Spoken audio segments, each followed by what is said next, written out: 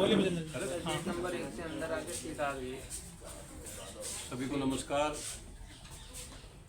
आज WTP की press वार्ता में सभी मीडिया कर्मी का हार्दिक स्वागत करता हूं। साथियों,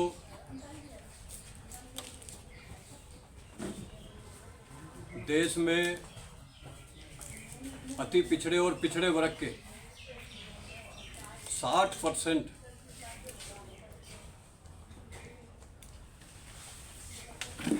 लोगों के साथ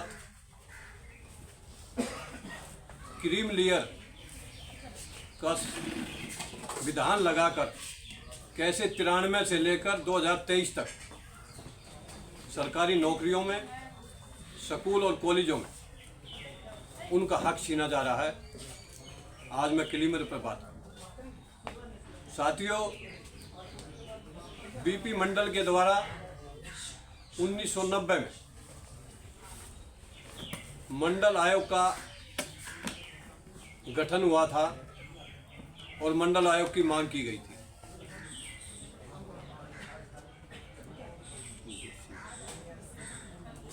और साथियों,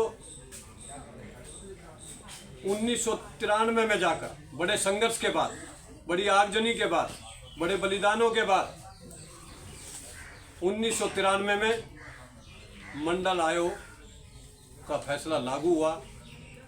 लेकिन इसके साथ ही साथ मनुवादी सरकार और मनुवादी सुप्रीम कोर्ट के द्वारा क्रिमिनल लगाकर नौकरियों में, स्कूल और कॉलेजों में उनका हक छीनने का काम किया।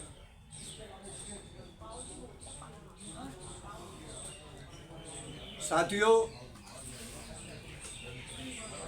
देश में 90% जो बहुसंख्य समाज के लोग हैं, उसमें 60% पिछड़े और अति पिछड़े वर्ग के लोग रहते हैं। इस देश की 140 करोड़ जनता में हर दूसरा व्यक्ति पिछड़े वर्ग से आता है।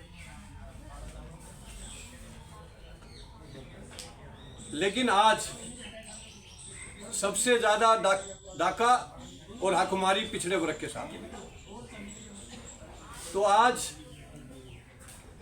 जो 1993 में जो ये मंडल आयोग की सिफारिश लागू हुई थी और जो उस पर क्रिमिनल लगाकर हमारा हक छीनने का काम किया था, इसकी वजह से आज जो 27% आरक्षण पिछड़े वर्ग को मंडल आयोग की सिफारिश पर लागू हुआ था 93 में, आज तक 10% नौकरियों में हिस्सेदारी पिछड़े वर्ग की हो पाई। IIT, IIM, एम्स और केंद्रीय विश्वविद्यालय और विश्वविद्यालय में आज तक प्रोफेसर में 5% लोग ही ओबीसी के लग पाए। चाहे वो हाई कोर्ट और सुप्रीम कोर्ट में देखिए, चाहे वो मीडिया में देखिए, चाहे वो देश की 10 बड़ी बड़ी कंपनियों में देखिए, सबसे ज्यादा अगर आजादी के बाद और 93 के बाद अगर किसी का हक छीन रहा है तो वो पिछड़े वर्ग का छीन रहा है।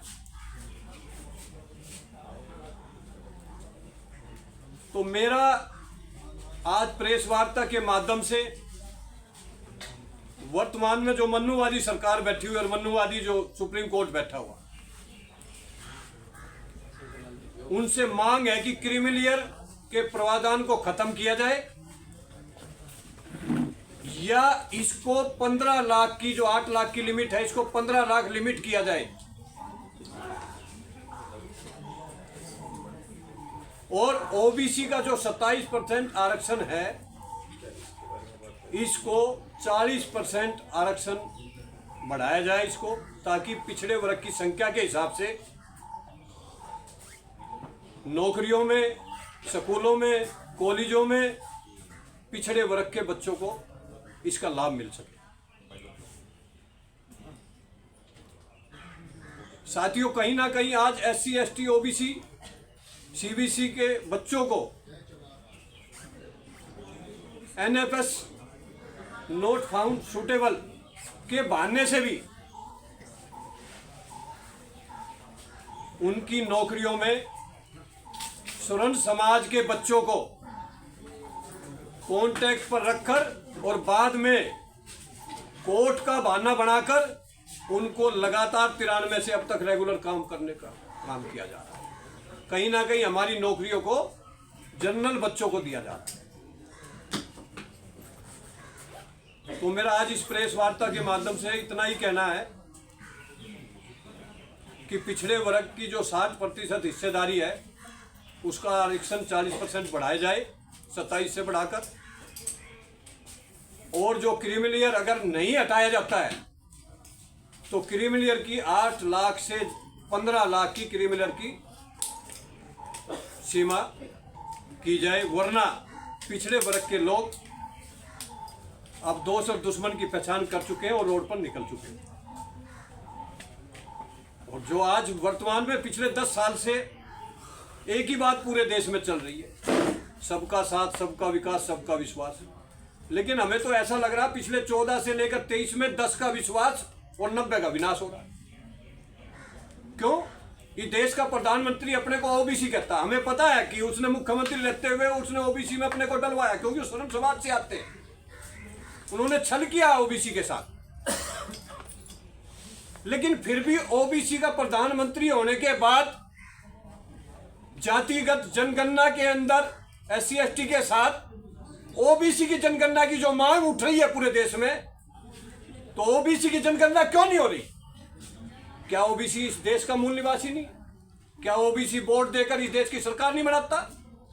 जो हर दूसरा व्यक्ति ओबीसी है पूरे देश में, क्या उनको सिर्फ राम मंदिर के आंदोलन के लिए धर्म के प्रति लगा? आज ओबीसी जागरूक हो चुका है। तो मैं देश की इटलशाही सरकार जो ओबीसी अपने को मानता है प्रधानमंत्री, मैं उनसे कहना चाहता हूं कि आज न्यायपालिका, राजनीति और कार्यपालिका के साथ साथ प्राइवेट सेक्टर में भी ओबीसी को 60% जो